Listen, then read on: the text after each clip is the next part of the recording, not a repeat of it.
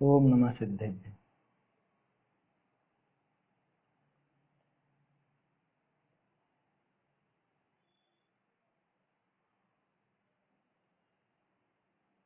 श्री जिन शासन गुरु नमो, नाना विधि सुखकार। आत्म हित उपदेश तें, करें मंगलाचार, करें मंगलाचार। इतना आत्मानुशासन ग्रंथ में अपनी चर्चा चल रही है। बहुत सुंदर प्रकरण है। गुणों के प्रति प्रीतिवान होने को कह रहे हैं आचार्य देव, और दुर्गुणों को छोड़ने की प्रेरणा है अलग अलग बातों के माध्यम से। अलग अलग बातें माने कि जैसे अब कह रहे हैं कि भाई कोई दुर्गुण भी कोई अपने दोष दिखावे, कोई दोष दिखाए तो उन दोषों को जल्द से जल्द दूर करना ना। दोष दिखाने वाले को बुरा नहीं समझना, क्योंकि भले ही कठोर वचन हो गुरु के, कि गुरु ने बहुत डांट फटकार लगाई हो, कठोर वचनों से बोला हो, लेकिन तो भी वो तो भव्य जीव के लिए विकास करने वाले ही होते हैं, उनको विकसित करने वाले ही होते हैं। भव्य जीव की निशानी है ये कि उसका मन तो वो डांट सुन करके भी प्रफुल्लित होगा। तो क्या ढीठ है वो? है कि ढीठ नहीं है कि डांट सुन के भी हंसता रहे, ऐसा नहीं।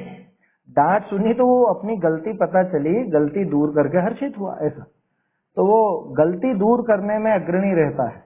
शिष्य ऐसा हो कि जो गुरु के कठोर वचनों को भी सूर्य की किरणों के समान देखे, कि जैसे सूर्य की किरणें यद्यपि पूरे जगत को संतप्त करती हैं, तपा देती हैं, लेकिन उस कमलिनी को तो खिलाने वाली ही होती है। मुकुल आया था ना, मुकुल शब्द, ये जो कमल की कलिका है उस कलिका को वो विकसित करने वाली होती है। ठीक ऐसे ही श्री गुरु के जो वचन हैं वो तो भव्य जीव को विकसित करने वाले ही होते हैं। कोई सिर्फ ऐसे मुस्कुराने वाला विकसित नहीं। विकसित माने वास्तविक विकास। असली विकास क्या है कि जो कमियां थी वो दूर हो और जो विशेष गुण है वो प्राप्त हो, इसी का नाम तो विकास है। और जो ऐसा प्राप्त करे, ऐसे गुणों को प्राप्त करे, दोषों को दूर करे, वही वास्तव में विकसित हुआ है।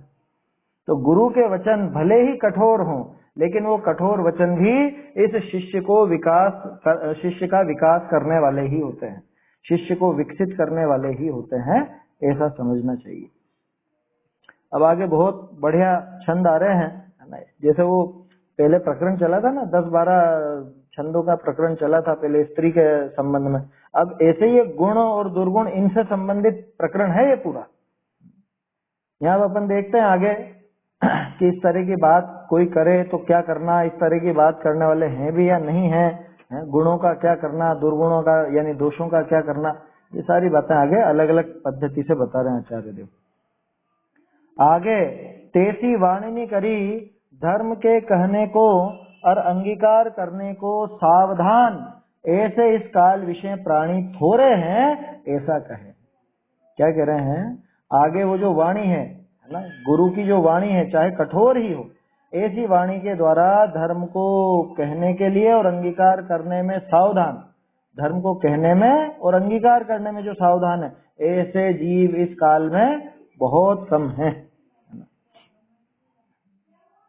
हाँ ठीक है, सावधान रहने वाले प्राणी इस काल में थोड़े ही हैं। ये बात इस छंद में दिखा रहे। बोलते हैं छंद, लोकद्वय हितं वक्तुम् श्रोतुं च सुलभा पुरा, दुर्लभा कर्तुमद्यत्वे,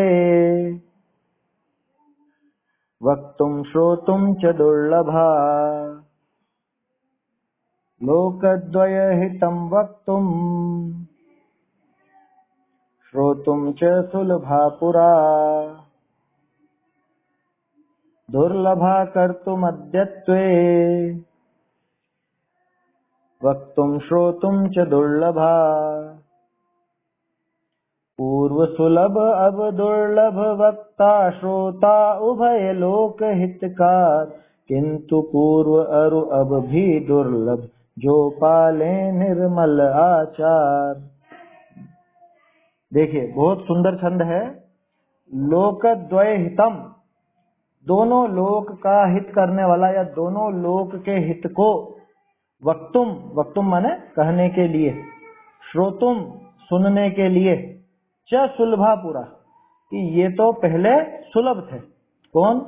कि वो लोक द्वय के हित की बात को कहने वाले और वो लोक द्वय के हित की बात को सुनने वाले। पहले तो ये समझे लोक द्वय क्या, लोक द्वय का हित क्या, इस लोक और परलोक, जो इस लोक में भी सुधारे और परलोक में भी भला करे। ये वर्तमान भव और आगामी भव, इन दोनों भवों में जो सुखी कर सके, ऐसी बात को कहते हैं लोकद्वय हितम, कि दोनों लोक में हितकारी बात, दोनों लोक की जो हितकारी बात है, ऐसी बात को कहने वाले और सुनने वाले पहले सुलभ थे। कौन दुर्लभ थे? कि दुर्लभा कर तुम, लेकिन करने वाले दुर्लभ थे पहले के जमाने में।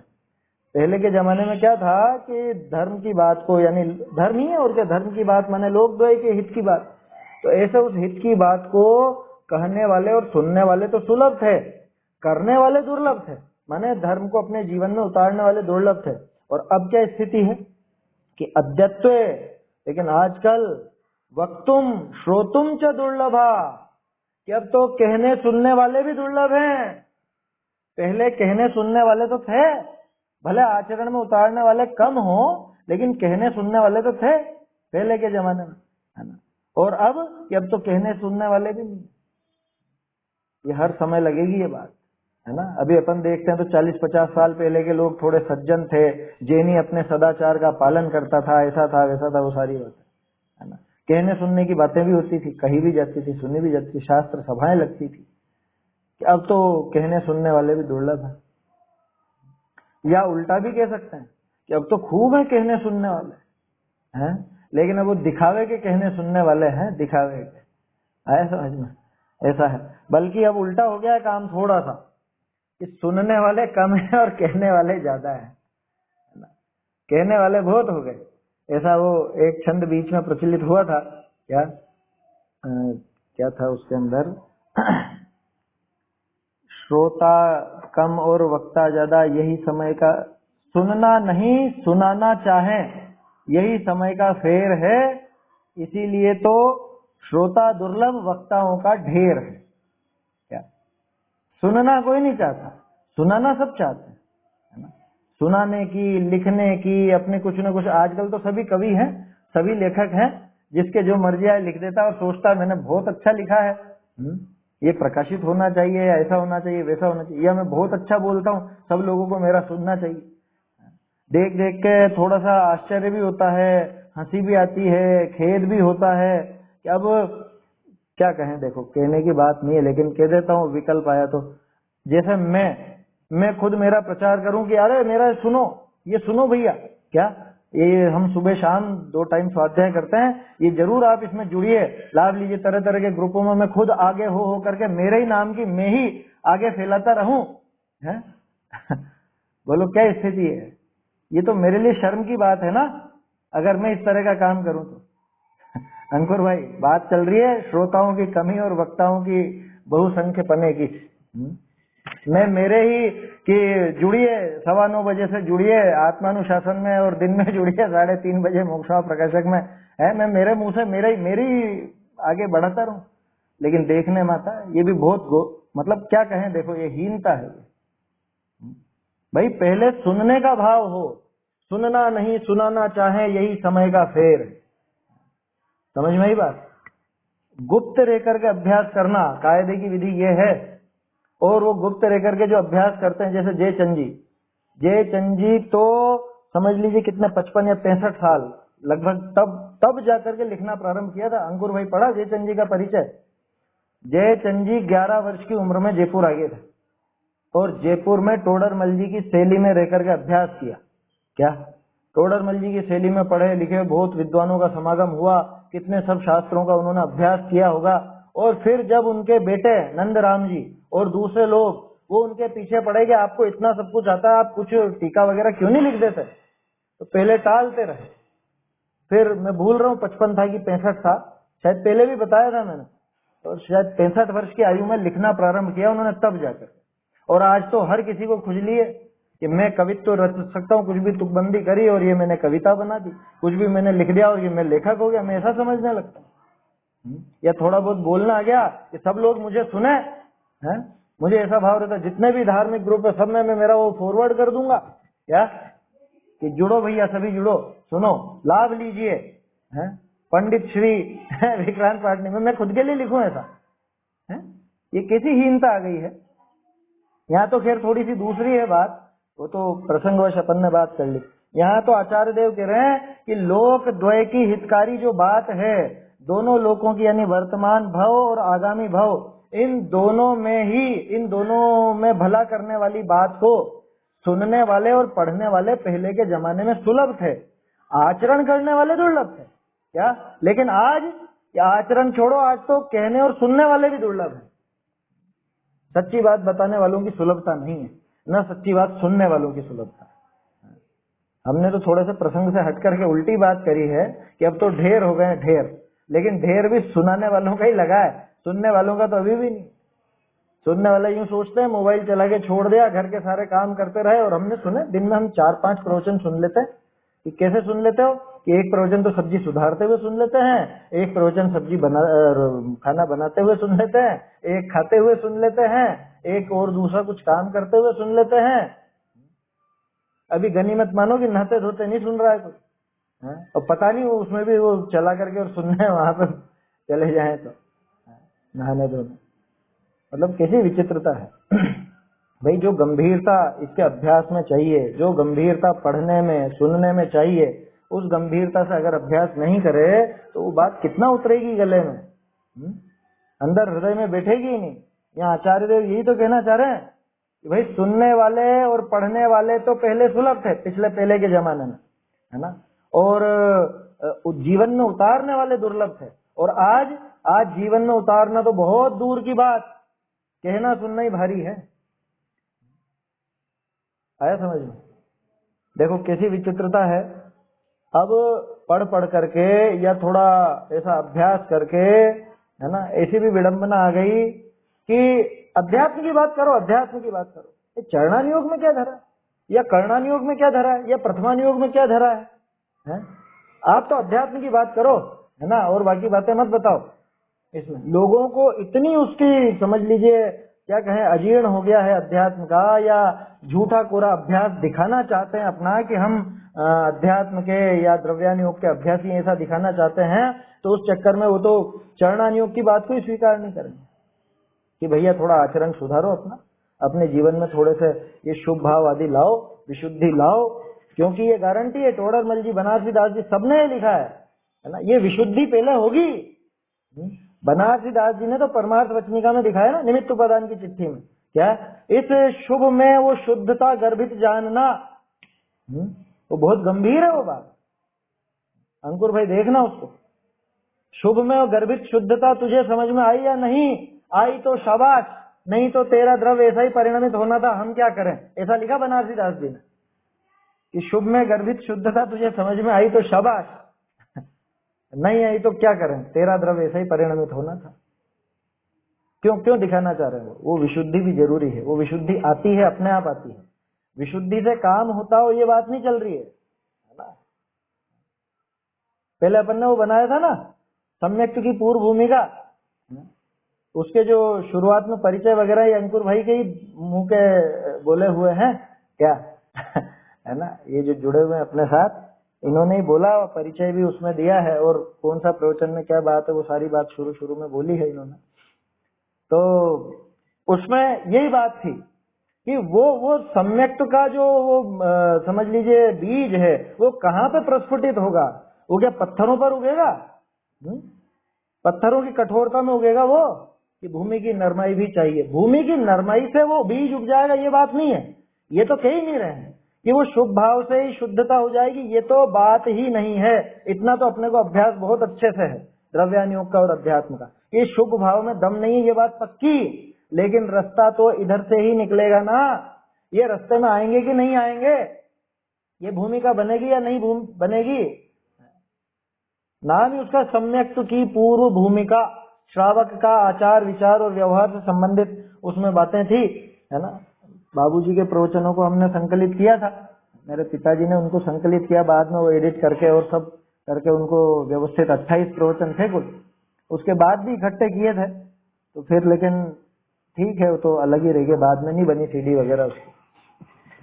अलग से इस विषय पे नहीं बोले थे, वो तो उनके बाबूजी के युगल जी बाबूजी अलग से इस विषय पे नहीं बोले, लेकिन बीच बीच में कभी मौका देख करके, कोई प्रसंग देख करके उनके मुंह से ऐसी बातें निकलती थी, तो उन चीजों को जिसमें वो थोड़ा सा अपनी भूमिका के बारे में बात करते हो, वो उसमें इकट्ठा किया था, है ना। कोई नया व्यक्ति हो ना तो उसके सुनने लायक है कि कैसा होना, नया मतलब जो धर्म मार्ग में नया नया लगा, अभ्यास नया नया करने लगा, तो शास्त्रों का कैसे अभ्यास करना जिससे न तो द्रव्यानियों का उसको अजीर्ण हो जाए, है ना, अध्यात्म की कुछ ज्यादा ऐसी खुमारी चढ़ जाए जिसमें वो और किसी को कुछ गिने ही नहीं, चरणानियोग कर्णानियोग आदि को गिने ही नहीं, ऐसा ना हो, उस भूमिका के लिए वो अच्छे हैं, सुनने लायक हैं वो चर्चाएं और प्रवचन है। वो चढ़ा रखे हैं पहले भी अपन ने, टेलीग्राम वगैरह पर भी हैं और नेट पर सब उपलब्ध है।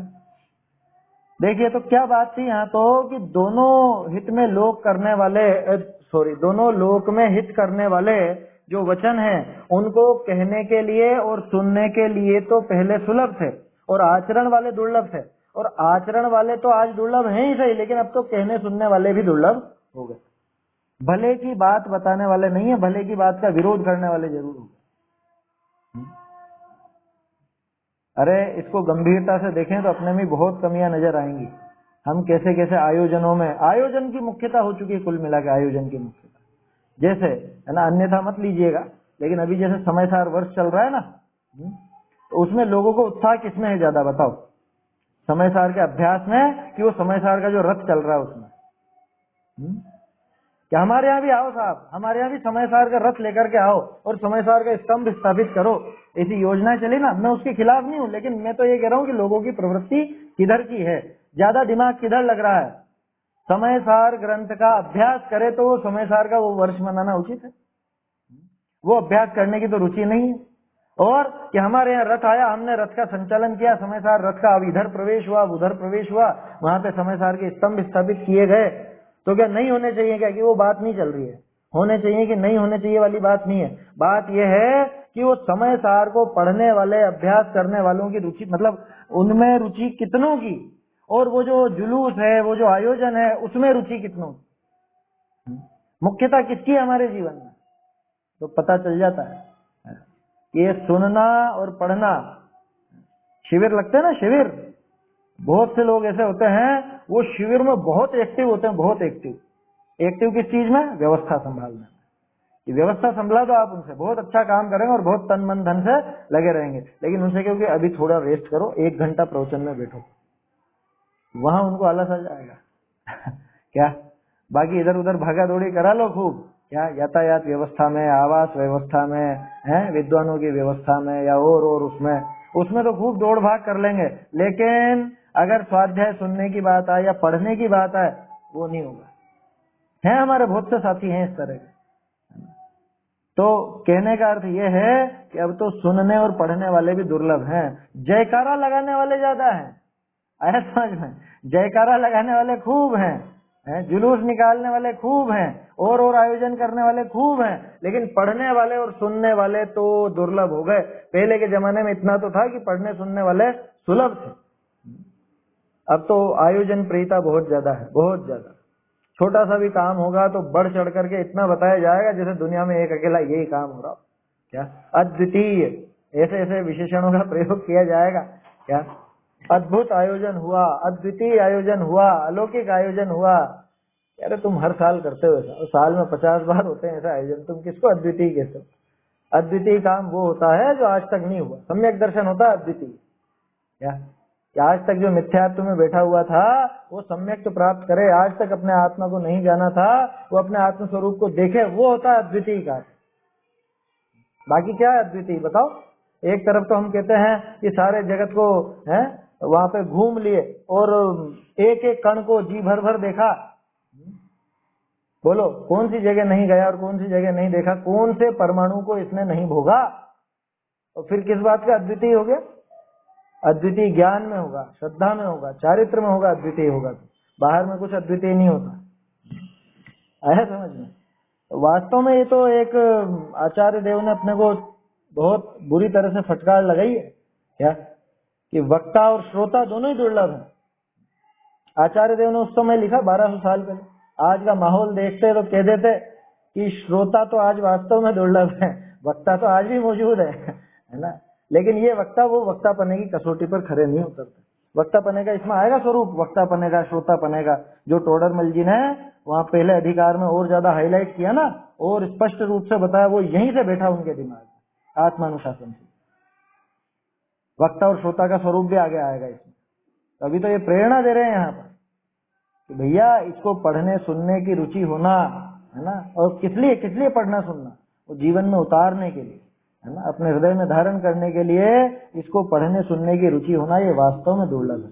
पहले तो सुलभ थी, पहले पढ़ और सुन तो लेते थे, जीवन में नहीं उतार पाते थे, पहले कम थे जीवन में उतारने वाले, लेकिन आज तो तीनों ही दुर्लभ है, तीनों ही। असली वक्ता भी दुर्लभ है, असली श्रोता भी दुर्लभ है, और जीवन में उतारने वाले तो बहुत आगे की बात है। हम सोचते हैं हम वक्ता बन गए हैं, अंकुर भाई, अपन यहाँ पे बोलने लग गए, क्लास लेने लग गए, स्वाध्याय करने लग गए, वक्ता हो गए हैं। श्रोतापने तक की पात्रता नहीं है अभी। वहां वक्ता का स्वरूप और श्रोता का स्वरूप अपन देखें पहले अधिकार में, या इसमें देखें, या पुरुषार्थ सिद्धिबाई की टीका में देखें, वहां भी है, वहां पर भी है। तो बोलो कितने कितने लक्षण दिखते हैं। 8वां अधिकार पढ़े ही नहीं ढंग से, है ना, अर्थ का अनर्थ कर देवे। किसी को तो अध्यात्म का बुखार चढ़ रहा है, किसी को चरणानुयोग से महत्ता आ रही है, कोई कर्णानुयोग में बिल्कुल ऐसा हो गया, ये क्या क्या चल रहा है ये। बिल्कुल यहाँ देखना चाहिए वास्तव में एक जो संतुलित विचारधारा होती है ना, जिसके श्रद्धान में देवशास्त्र गुरु का दृढ़ श्रद्धान हो। अभी तो यहाँ पता ही नहीं है, कहाँ कहाँ हम ग्रहित मिथ्यात्व का पोषण कर लेते हैं और खुद को वक्ता कहते हैं। ऐसे ऐसे भी बैठे हुए हैं वक्ता बहुत से, क्या वो आपको इधर समय सार भी सुना देंगे और उधर आपके तंत्र मंत्र का काम भी करवा देंगे, वो भक्तामृत स्तोत्र आदि से और दूसरे भी। क्या ऐसे ऐसे वक्ता भी हैं। श्रोताओं की तो क्या बात करें, क्योंकि दिशा दिखाने का काम तो वक्ताओं का है ना। अपने में एक भी वक्ता नहीं है, ये पक्का मान के चलिएगा। ये तो सिर्फ एक व्यवस्था के तहत मैं बोल रहा हूँ और आप सुन रहे हो। वास्तव में वक्ता तो टोडरमल जी जैसे होते हैं, गुरुदेव जैसे होते हैं। कैसे वो अर्थ को खोलते हैं, एक एक शब्द को कैसे खोलते हैं, ये देखो आप, वो होते हैं वक्ता।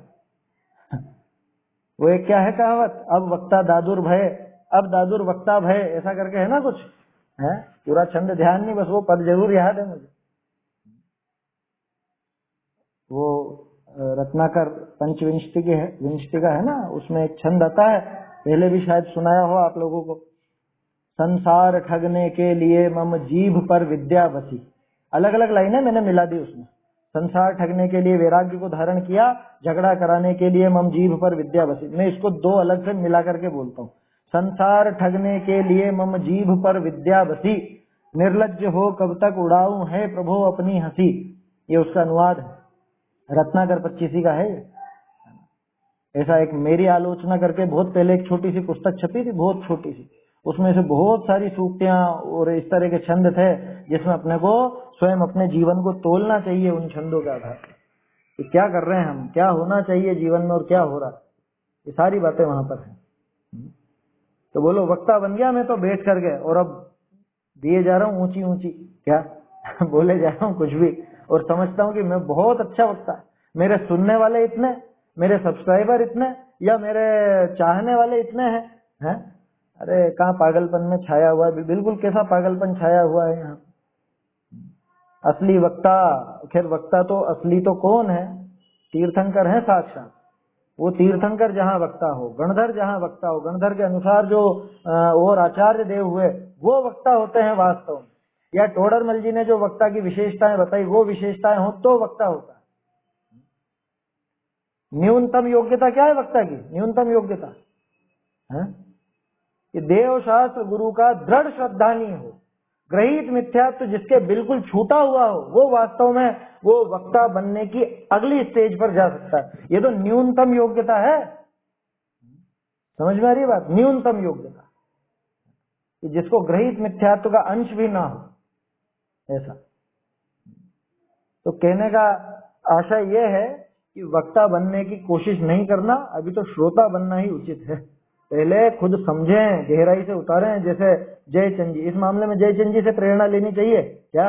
बहुत से लोग उल्टा उदाहरण भी लेते हैं। कौन सा वाला? टोडरमल जी का, कि टोडरमल जी कितने कम उम्र में हो गए थे ऐसे।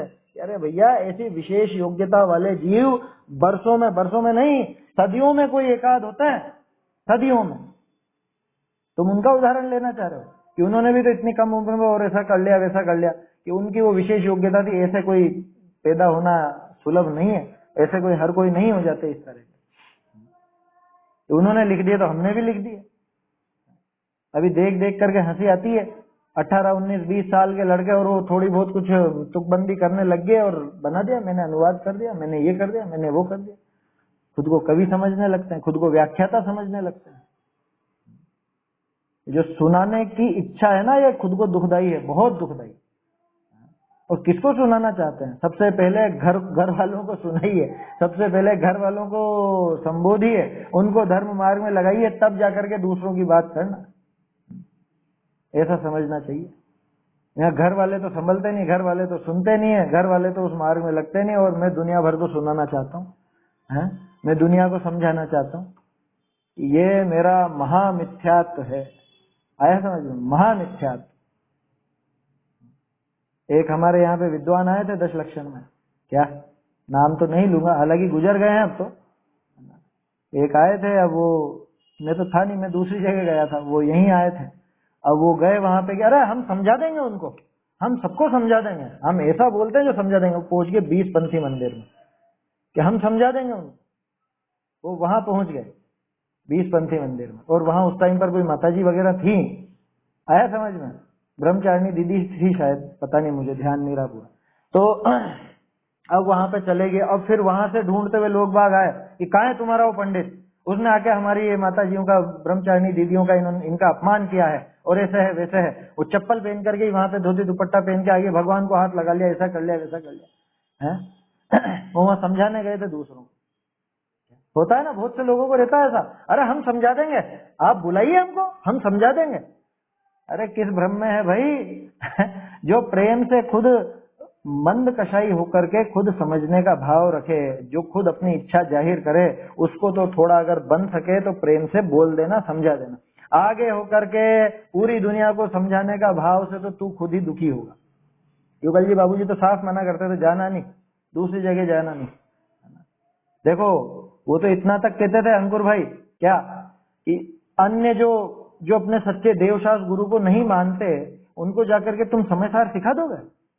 हैं? मेरी बात समझ में आ रही है? अन्य का मतलब साफ शब्दों में कहूं तो श्वेतांबर भाइयों के यहाँ, कि मैं वहां पर जाऊं और उनको समयसार पढ़ा करके आऊं, क्या बुराई है साहब इसमें? वो समयसार सुनना चाहते हैं कि पहले ग्रहित मिथ्यात्व टूटता है कि अग्रहित मिथ्यात्व टूटता है? इसमें जवाब छुपा हुआ है उसका। समयसार किसको उतरेगा कि सच्चे देव का स्वरूप तो मैं स्वीकार नहीं करूं, है ना? तो वो समयसार की बात उतर जाएगी गले में। सच्चे गुरु कैसे होते हैं, कुंदकुंदाचार्य आदि ने कैसा सच्चे गुरु का स्वरूप बताया, वो तो स्वीकार नहीं करूं, और वो समयसार मेरे गले में बैठ जाएगा, है? नहीं बैठ सकता। इसमें उल्टे तर्क नहीं करना कि अरे शेर को भी तो हो गया था मांस खाते खाते, हैं? अरे मांस खाते खाते हुआ था कि मांस छोड़ के हुआ था, ये बताओ। एक बात। दूसरी बात, बाबूजी का जवाब कि वो शेर था। हाँ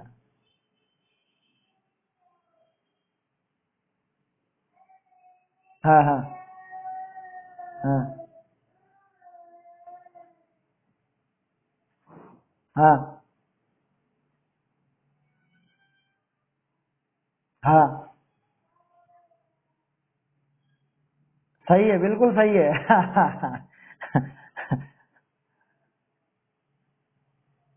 सच्चे देवशास गुरु ही बनेंगे। अब सोचो, मुझे सच्चे देव की तो मैं उनको तो मैं नमस्कार नहीं करूंगा। मुझे तो उस बात पर ताज्जुब होता था, पहले ग्रुप शिविर लगा करते थे ना, अभी तो 3-4 साल से थोड़ी सी परंपरा डाउन हो गई। ग्रुप शिविर में अब हमारे आसपास जगह है, डग है, चौमेला है, 100 किलोमीटर दूर है लगभग, वहां एक भी दिगंबर जैन नहीं है, वहां श्वेतांबर जैन है। और लगाने वालों को तो क्या अपनी संख्या पूरी करनी है, हमने 100 जगह लगाया, हमने 150 जगह लगाया, और वो विद्वान को वहां भेज दिया। अब वो कह रहा है कि मेरे तो नियम है, मैं देवशास्त्र मतलब भगवान के दर्शन करे बिना खाता नहीं हूँ, और वहां पे जिन मंदिर नहीं है आपने वहां भेज दिया। और सबसे बड़ी बात, वहां जो गया उससे वहां के लोग क्या बोल रहे हैं कि हाँ पंडित जी आप आए हो, आ जाओ, सुना जाओ, लेकिन हम तो यहीं जाएंगे और यही मानेंगे। ये उसके मुंह पर कहा गया कि आप तो आ जाओ और सुना जाओ। ठीक है, ये तो एक ठीक है, समाज में वो परिचित है, हमारे हर साल पीछे पड़ते हैं कि आपके यहाँ भी हम शिविर लगा दें, आपके यहाँ भी शिविर लगा दें, तो वो हमने हाँ कर दिया, आ जाओ ठीक है। लेकिन आप जो कह रहे हो हम वो मानेंगे तो है नहीं, आप तो आ जाओ और सुना जाओ, ये स्थिति है। समझ में ही बात। इसलिए जबरदस्ती किसी को सुनाने का भाव नहीं होना चाहिए। और बाबूजी एक चीज बहुत मतलब गंभीरता से कहा करते थे, क्या कि सुनने वाला अपनी गरज से सुनाने वाले के पास आता है, सुनाने वाला अपनी गरज से वहां नहीं जाएगा। वो तो अपनी गरज छोड़ करके बैठा ही नहीं है, वो तो कह रहा आप हमारे यहाँ आओ, कि नहीं तुम्हें सुनना है ना तो तुम मेरे यहाँ। समझ में ही बात। सुनाने वाला वहां आगे जाकर मतलब वो दूसरी जगह जाए, दूसरी जगह का मतलब समझ लेना, जहाँ सच्चे देवशास्त्र गुरु नहीं हो, वो बात कह रहा हूँ। ये नहीं कह रहा हूँ कि मैं वहां आऊं आपके यहाँ या आप मेरे यहाँ, वो वाली बात नहीं कह रहा हूँ। बात यह है कि मैं तो मेरा दुराग्रह छोड़ना नहीं चाहता, मैं तो मेरे वो जो देवशास्त्र गुरु की खोटी मान्यता बैठी हुई है वो छोड़ना नहीं चाहता, और आप आकर के मुझे समय सार सुना जाओ, कैसे उतरेगा बताइए। हमारे बहुत से साथी मेरी इस बात से सहमत नहीं होंगे, मुझे पता है ना, क्योंकि जाते हैं ना, सब जगह जाते हैं, बहुत सी जगह जाते हैं। लेकिन वास्तव में ये विचार कीजिए, जैसा भी ये किस्सा बताया ना अंकुर भाई ने चौथी गाथा के प्रवचन का, क्या कि भाई चलेंगे तो जीव और पुद्गल स्वयं अपनी योग्यता से, लेकिन उसमें निमित्त कौन बनेगा? कि कोई भी बन जाएगा? कि कोई भी नहीं बनेगा, धर्म द्रव्य ही बनेगा। ठीक ऐसे ही सम्यक दर्शन आदि तो प्राप्त इसकी खुद की योग्यता से होगा, ये पक्की बात, लेकिन उसमें निमित्त कौन बनेगा? हर कैसे देवशास्त्र गुरु बन जाएंगे? जो देव नहीं है वो बन जाएंगे? या देव का स्वरूप बिगाड़ करके मैं मानता रहूं और आत्मा उतर जाएगा? नहीं उतरेगा, 3 काल में नहीं उतरेगा। 9वां अधिकार पढ़िए, देवशास्त्र गुरु का श्रद्धान, वो 7 तत्व के श्रद्धान में कैसे गर्भित है, और 7 तत्व का श्रद्धान देवशास्त्र गुरु के श्रद्धान में कैसे गर्भित है, वो टोडरमल जी ने पूरी संधि बिठाई है। तो वो ऐसे ही बिठा दी क्या उन्होंने? वो वास्तव में आपस में कुछ ऐसा संबंध है ना। मेरे वो ग्रहित मिथ्यात्व का भूत तो उतरा नहीं, ये अग्रहित मिथ्यात्व कहां से चला जाएगा? समय सार की उपयोगिता क्या है उस जीव के लिए? कह रहे पहले भी बहुत लोग पढ़ करके सुधरे, वो यहाँ आकर के पढ़े, वो अपनी गरज से आकर के पढ़े, अपना हठाग्रह छोड़ करके पढ़े तो सुधरे। वहां जाकर के और सुधरे मतलब पढ़ाने वाला वहां जाए और फिर ये सुधरे, ऐसा तो बहुत रेयर चांस समझना। असंभव बात तो नहीं कह रहा हूं कि असंभव है, लेकिन बिल्कुल समझ लेना असंभव जैसा है। तो क्या फिर वो उनके यहाँ नहीं जावे?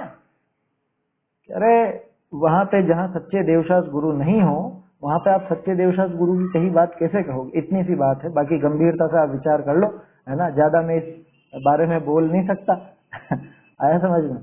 बाकी तो दृढ़ता स्वयं की खुद की है। खैर चलिए, तो वास्तव में वक्ता और श्रोता दोनों ही दुर्लभ हो गए, दोनों ही दुर्लभ है। हमें दिख रहे हैं कि बहुत है वक्ता और बहुत है श्रोता, एक भी नहीं है वास्तव में, एक भी नहीं। अपने आत्म कल्याण के लिए सुनना चाहे, अपने ये वस्तु स्थिति को बराबर सुनना चाहे। जो पीछे उदाहरण आए ना, देखो तो सही, आप आचार्य देव ने कैसी भूमिका बांधी। पीछे के छंद देखोगे तो क्या कहा था कि गुरु अगर कठोर वचन भी कहे तो भी उसको अच्छे से स्वीकार करना, सुनना। ये सारी बातें क्यों कही? वो इसीलिए कह रहे हैं कि ऐसे श्रोता बता दो कि आप उनको फटकारो, उनके दोष दिखाओ, और उसके बावजूद वो वो प्रेम से सुन ले वे, या उस बात को गंभीरता से ग्रहण करके अपने में सुधार कर ले। नहीं होता, उठ के चल देते हैं वहां। कह रहे ये तो पंडित जी फटकारते ही रहते हैं हमेशा, ये तो ऐसे ही कहते रहते हैं। देखो, वक्ता की भी जिम्मेदारी है कि वो प्रेम से समझाए, और कौन सा व्यक्ति कैसा है वो परख करके समझाए। क्योंकि वैसा भी नहीं होता कि कोई नया नया पहली बार आया और उसको गालियां दे दी जाए, या उसको बहुत ऐसी फटकार पिलाई जाए जो वो भाग ही जाए, वो भी नहीं होता है। लेकिन यहाँ तो जो बरसों के श्रोता उनके लिए है बात, आया समझ में। जो बरसों के श्रोता हैं यहाँ उनके लिए बात है कि गुरु के कठोर वचन भी हों तो अपने जीवन में पवित्रता लाने वाले हैं, उन दोषों को दूर कराने वाले हैं, तो उनको प्रेम से सुनना समझना चाहिए। तो असली श्रोता बनना, श्रोता का स्वरूप जान करके असली श्रोता बनना, वक्ता का स्वरूप जान करके असली वक्ता बनना, है ना। वक्ता बनने का तो भाव होना ही नहीं चाहिए, कौन काई का वक्ता बने। वक्ता तो अपने आप निखर करके सामने आ जाता है। जैसे टोडरमल जी आए, टोडरमल जी को लोगों ने अपना आप कह रहे ये विशेष विद्वान है। जयचंद जी आए, है ना, लोगों को नजर आई उनमें प्रतिभा, उनमें वैसी चीज नजर आई, तो अपने आप उनके पास जाकर के सुनेंगे। ऐसा होता, अपने आप होता स्वयं। वक्ता बनने का कोई कोर्स होता है क्या? है कि हम प्रैक्टिस करेंगे, हम ऐसे ऐसे प्रवचन करने की प्रैक्टिस करेंगे, हम बच्चों को बचपन से प्रवचन कराएंगे, वो प्रवचनकार बन जाएंगे। ऐसा नहीं होता है, आया समझ, है ना। कोई वक्ता नहीं है अपने में से तो कायदे से देखा जाए तो,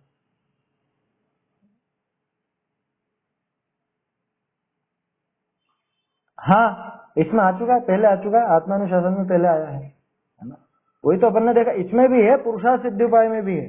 तोड़रमल जी के हृदय में बहुत गहरे से बैठी थी ये बात, इसलिए उन्होंने शुरू में ही पहले अधिकार में ही वक्ता का स्वरूप, श्रोता का स्वरूप, वाचने पढ़ने योग्य शास्त्र कैसे होते हैं, उनका स्वरूप, वो सारी बातें बहुत डिटेल से वहां पर समझे, हमें समझनी चाहिए है ना। श्रोतापना तो कम से कम प्रकट हो। मुझे तो श्रोता का स्वरूप ज्यादा अच्छा लगता है वक्ता के स्वरूप से, क्योंकि उसमें वो सारी बातें आती है विचार की, है ना। जिसको, है ना, जिसको ऐसा विचार हुआ है, कैसा विचार हुआ, मैं कौन हूँ, मैं कहाँ से आया हूँ, मेरा क्या स्वरूप है, ये चरित्र कैसे बन रहा है, तो इनका जवाब कहाँ मिलेगा, इनका जवाब ये जिनवाणी में मिलता है। इसलिए वो पढ़े, या उन जवाबों के तलाश में ये ग्रंथ पढ़ता है वो। ऐसे नहीं पढ़ता कि हाँ साहब हमारे तो परिपाटी है साहब, 3 बार पढ़ने की, 3 बार स्वाध्याय करने की, तो बैठ गए पढ़ लिया, हमारे तो परिपाटी है, दिन भर स्वाध्याय चलनी चाहिए, तो पढ़ते रहते हैं, हम तो सुनते रहते हैं।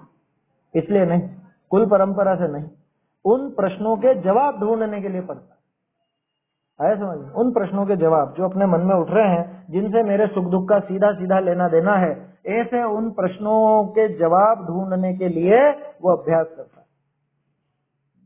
इतनी बातों का निर्णय करके कुछ मेरा हित हो सो करना, ऐसे विचार से शास्त्राभ्यास में उद्यमवंत हुआ है, ऐसे ही लाइन है ना, है? वो है श्रोता, उसको कहते हैं श्रोता। देखिए सरल छंद तो बहुत सरल है, लेकिन गंभीरता से विचार करने का है। हमें दिखता है कि बहुत श्रोता और बहुत वक्ता है, नहीं है, बिल्कुल भी नहीं है ना। आत्म कल्याण के लिए सुनने वाले कहाँ हैं? देखिए पूर्व तो 2 लोक विषय हितकारी, ऐसा धर्म ताही कहने को और सुनने को तो सुलभ थे, बहुरी करने को दुर्लभ थे, है ना। करने वाले दुर्लभ थे, बहुरी अब इस काल विषय कहने को और सुनने को भी दुर्लभ है। कहने के लिए भी और सुनने के लिए भी, न तो कहने वाले वो बात कहने को तैयार, न सुनने वाले वो बात सुनने को तैयार। अपने आत्म कल्याण की बात सुनने को तैयार नहीं, कठोर वचन सुनने को तैयार नहीं है ना। और बुद्धि विलास करा लो, क्या ऐसा क्यों कहा, इस शब्द का क्या अर्थ निकलेगा, ऐसा क्यों होगा, वैसा क्यों होगा, पता नहीं जाने कहाँ कहाँ दिमाग लगा लेंगे, लेकिन उसकी जो प्रयोजनभूत बात है, जो भाव है, उस भाव को नहीं पकड़ते। इस मामले में मेरा स्पष्ट शुरू से मानना रहा है, और पहले भी बार बार आप लोगों से मैंने तो कहा, अंकुर भाई, क्या कि भाव जो निकालते थे, सार जो निकालते थे, एक तो गुरुदेव, और गुरुदेव के बाद मतलब जो मेरा जितना अभ्यास रहा उस अनुसार देखूं तो युगल जी बाबू, ये 2 व्यक्ति जिन्होंने पूरा माल दिया है, प्योर माल दिया है। कहाँ क्या बात निकलती है वो बिल्कुल उन्होंने सार खोला, और कहीं चूक नहीं हुई, ऐसा लगता है ना। बिल्कुल ऐसा का ऐसा ही, मतलब दूसरा कोई ऐसा निगाह में नहीं आता जो इनका सब अच्छे हैं, यूं कोई गलत कह रहा हो ऐसा नहीं कह रहा हूं मैं, लेकिन जितनी गंभीरता से, जितनी बारीकी से युगल जी बाबूजी और अपने गुरुदेव श्री ने ये माल निकाल करके दिया है, उतना किसी के में भी नहीं मिलता। ऐसा मेरा सोचना है ना।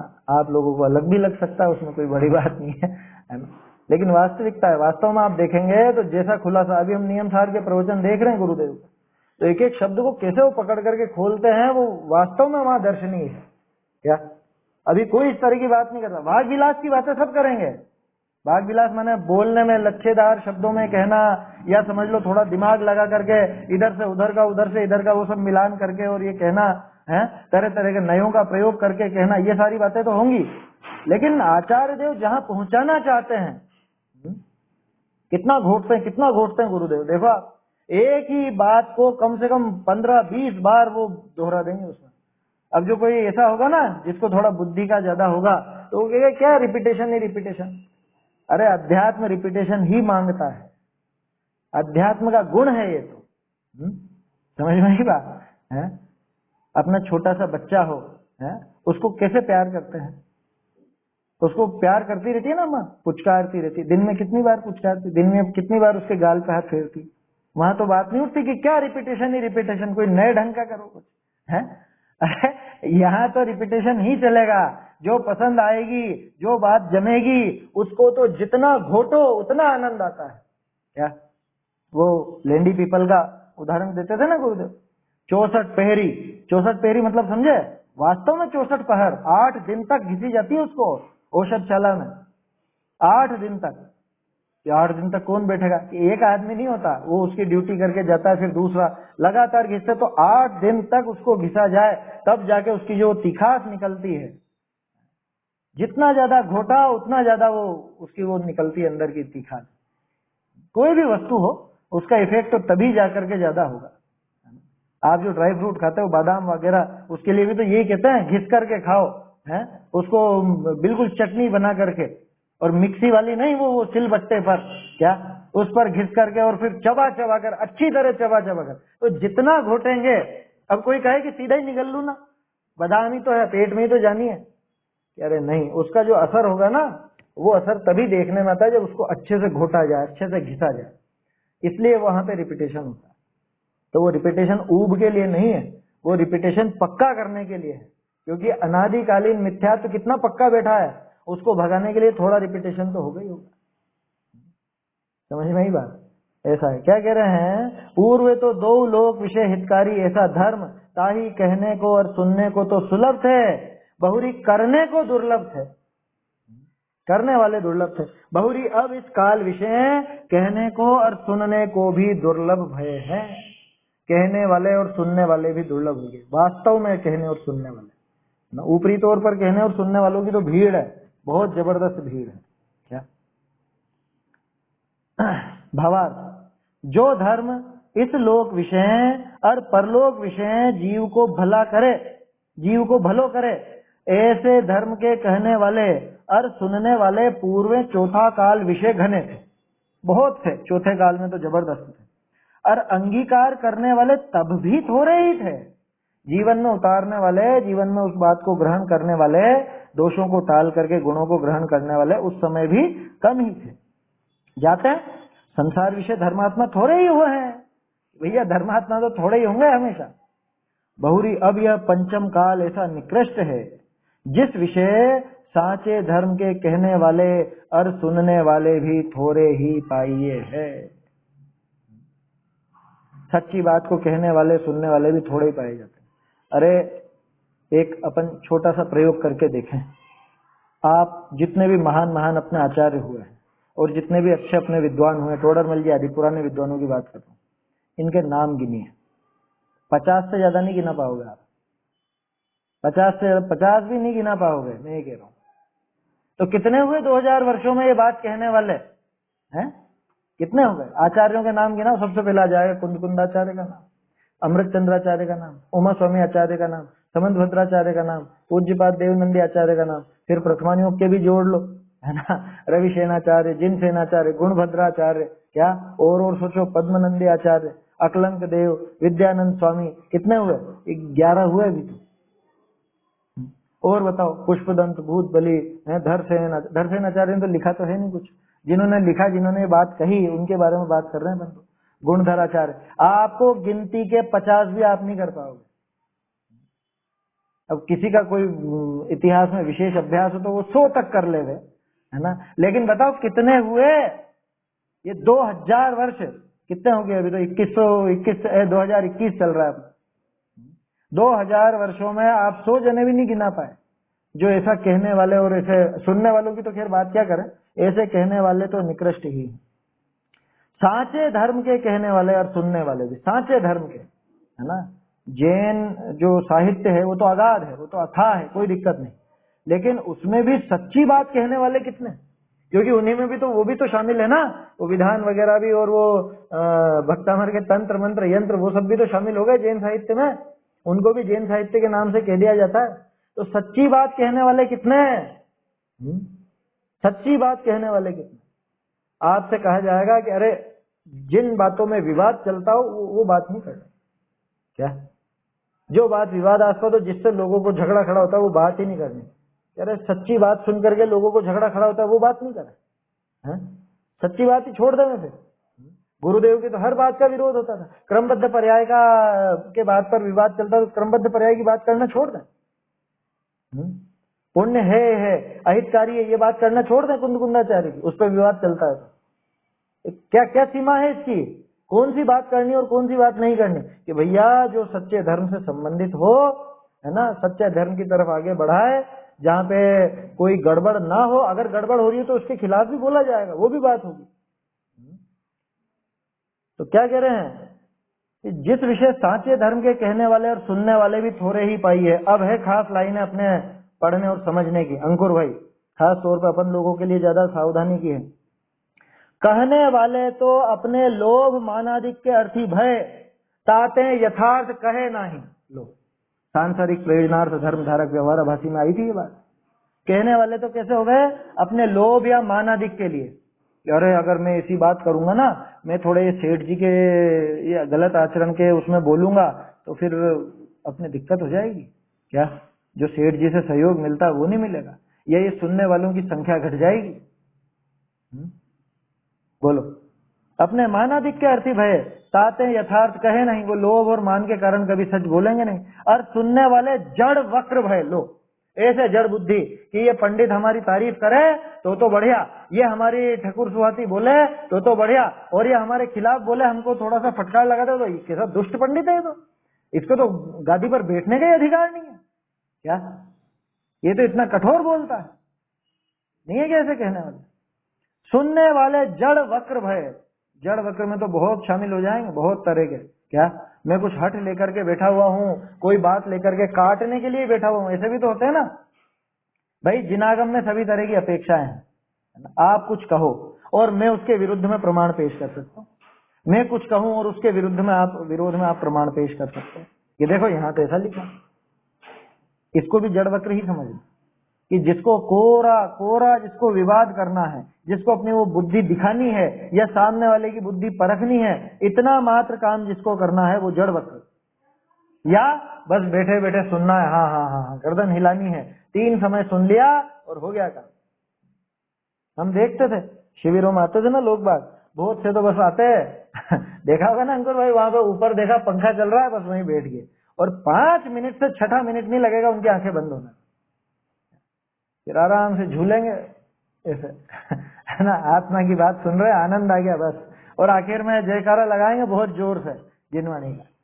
देखे हमने तो बहुत तरह के लोग देखे, मैं तो 9 साल रहा हूं, जाने कितने तरह के लोगों को देखा है वहां शिविरों में